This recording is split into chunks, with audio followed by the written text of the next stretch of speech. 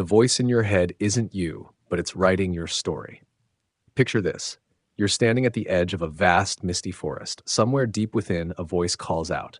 It's familiar, too familiar. It whispers your doubts, replays your mistakes, and hums a tune of what-ifs that keeps you awake at night. You've heard it your whole life. But here's the question no one asks. Who's really speaking?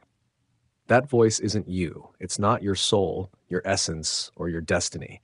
It's a tool, a restless, powerful, double-edged blade. And if you don't learn to wield it, it will carve your path without your permission.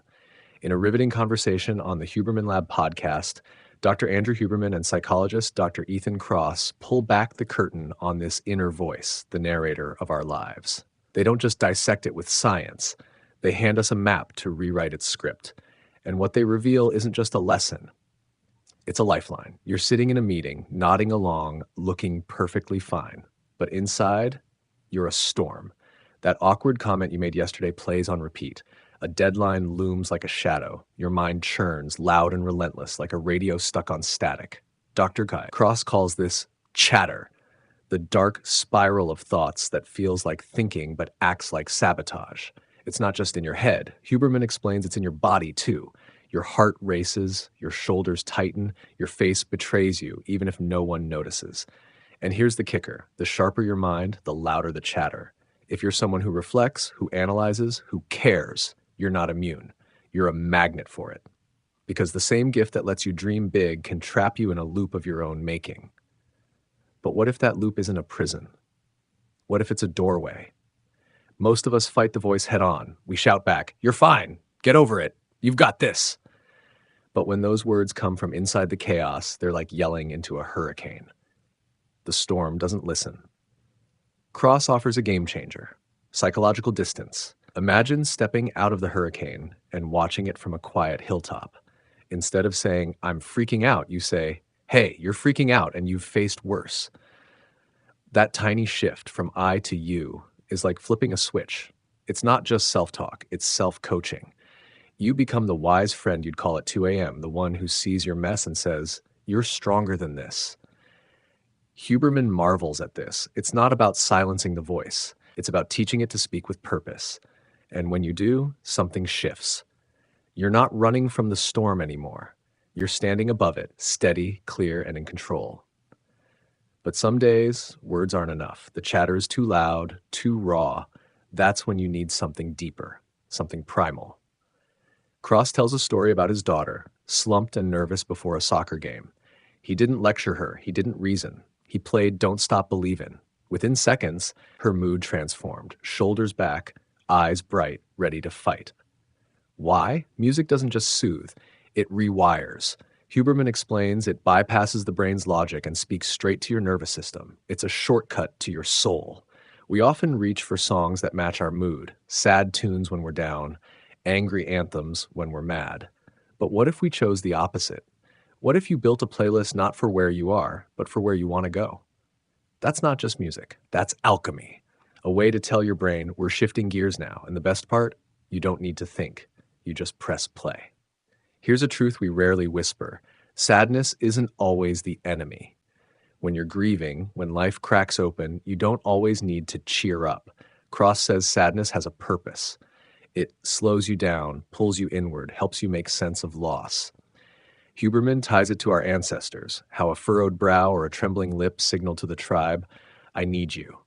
So when you play that haunting ballad, you're not wallowing. You're witnessing. You're letting the ache breathe. And there's power in that. The trick is balance. Sit with sadness, but don't let it move in. Let it visit, teach you, then show it the door. Because you're not here to drown in it. You're here to learn from it and rise. What do you do when someone you love is drowning in their own storm? Your instinct is to jump in, to fix it, to say the perfect thing.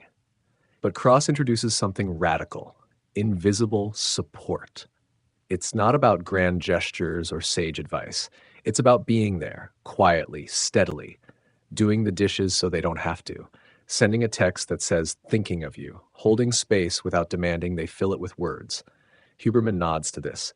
The best leaders, he says, don't bark orders. They create environments where people lift themselves. And maybe that's the secret to love too. Not "I'll fix you," but "I see you." and I'm not going anywhere.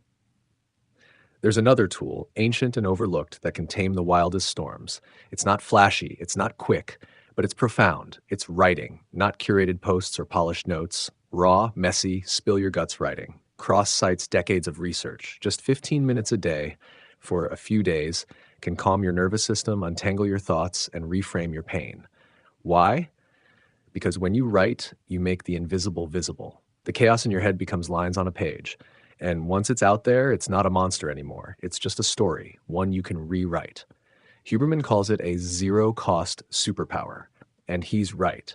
A pen, a scrap of paper, and honesty, that's all it takes to take back your mind. Now imagine you're in the gym, sweat dripping, muscles screaming, the weight feels impossible. Your mind wants to quit. But Huberman does something brilliant. He dedicates each rep to his bulldog, Costello. It's quirky, sure, but it's genius. Because in that moment of pain, he's not fighting the voice. He's redirecting it. He's building a mental bridge from struggle to meaning. Kross explains elite performers do this instinctively. Their self-talk isn't hype, it's focus. Not "this is easy," but this is brutal and I'm built for it. That's the architecture of resilience. Your inner voice becomes a compass, guiding you through the fog of doubt. And when you train it to stay steady, you don't just endure, you transform. Sometimes the answers don't come from thinking harder. They come from thinking less. Kross calls it the incubation effect. Huberman finds it in the rhythm of a speed bag, where his mind quiets and solutions emerge like stars in a clearing sky.